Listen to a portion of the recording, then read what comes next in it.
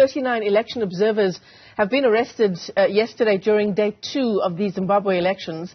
We're told their computers and mobile phones have also been seized during raids at different voting stations. Now, human rights lawyers and activists are calling for their release. Let's get you an update on this issue and on the elections in that country now.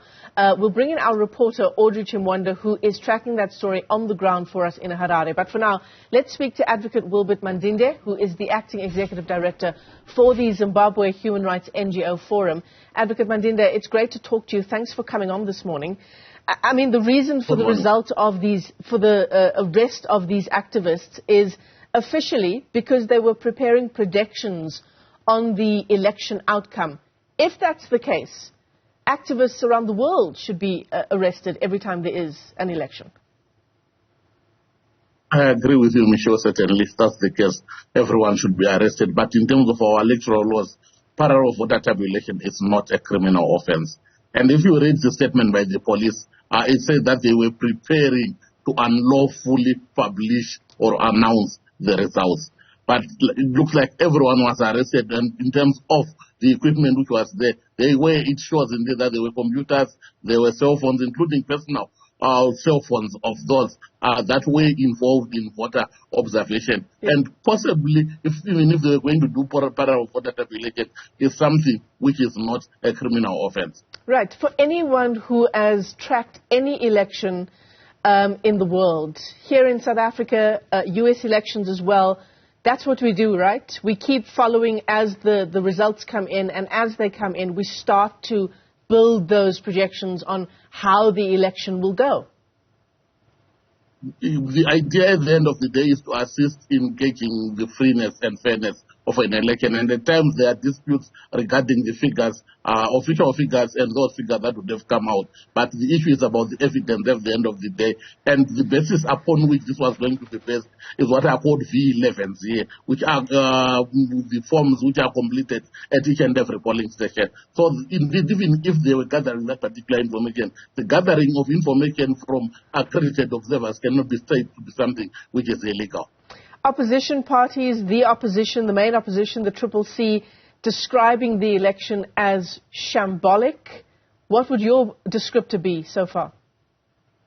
Civil society organizations also describe the elections as a sham at the moment, and in particular the Zimbabwe Human Rights NGO Forum, the organization that I work for. We were also had our observers on the ground, but certainly when you have some polling stations failing to open on the proclaimed date because they do not have ballot papers, and ballot papers running out at a polling station is something which certainly cannot be accepted. We had people, political party linked, carrying out what was called an exit survey. Whilst we have seen exit surveys and exit polls before, we have never seen exit polls where people are forced to go and participate in this. People, it's not anonymous. People are actually forced to come in and show their IDs. And worryingly, at some of the polling stations where then either violence or they were forced to take down their tables for the exit polls, people would be asking some questions before they even voted. Certainly, we are worried about all these issues that they do not seem to reflect that these elections are going to be free and fair, or were free and fair,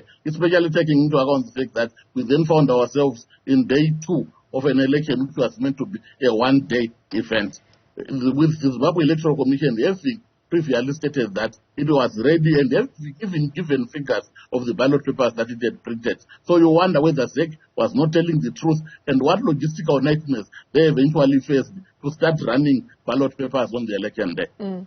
You're talking about the polling stations opening officially at 7 o'clock on Wednesday morning. We then got word that the election would be extended by another day. ZEC saying, as you say, Advocate Mandinde, that it's as a result of insufficient ballot papers being printed, and also court proceedings that were underway, they say, by the opposition. There is need to interrogate further this particular assertion by the Zimbabwe Electoral Commission, taking into account the type of court cases which were before the court and by when these court cases were done. You had examples of situations where an election could not proceed because some of the candidates' names, for example, in Maron, there are 3 wards to run the ballot papers afresh on the morning of elections. Certainly, if they were in a position to run these ballots in a day on the 23rd, which was election day. Even if the electoral cases had proceeded up to 2 or 3 days before the elections, then it would have been possible for them to have prepared. But on the ground, the truth about the matter is, in quite a number of those constituencies, and in particular in Harare, electoral litigation, especially on the double candidates, which possibly could have delayed, was resolved about 10 days before the elections. And therefore, that could not have delayed to the extent of causing ballot papers to be printed on election day, as we saw in Harare and in certain circumstances in Bulawayo as well. I mean, there was a hope in the months leading up to the election in Zimbabwe, Advocate Mandinde, that the new members of the Zimbabwe Electoral Commission might bring fresh blood, might bring a sense of integrity back to ZET, where previously there had been plenty of questions around how elections are conducted in Zimbabwe. As the days go on now, it's now 2 days since the country officially went to the polls. You know, what do we make of the freeness and fairness of this election? And are the fears that the results were a foregone conclusion long before this election even took place, are those fears now coming to fruition? I'm going to start with the issue of the independence of the Zimbabwe Electoral Commission as what we call a chapter 12 institution created in terms of the constitution and to be independent. Certainly there is need for that independence, but certainly the demonstration is not there. You wonder at the end of the day if the Zimbabwe Electoral Commission is running the elections, or that the elections are being run either from other quarters, in particular the ruling political party. But at the same time, when we then look at the principles which are available to gauge the freeness and fairness of an election, both from our own domestic laws as well as from regional and international instruments, this election would certainly not qualify as one which was credible, which was free, which was fair. And surprisingly, we've already started hearing from some observer missions who choose to turn a blind eye to all the violations that we saw before the election day and during the election day, but they've already proclaimed this election to be free and fair. What are you concerned about now in the days after this election? So once the results come in, once the election is declared, how things will unfold in that country?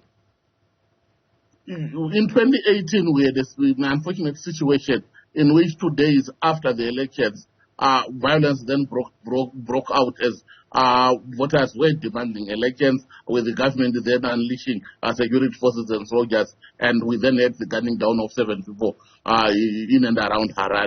So we are concerned about what's likely to happen. We are not instigating violence. We are still concerned. We know people went out to vote, and once the people have voted, they are likely to be demanding results. Our constitution allows people to demonstrate. We know that the government is likely to be responding in a heavy-handed manner in circumstances in which that happens. We are just anxious, we are worried about that likelihood, but we stand ready to see what is happening.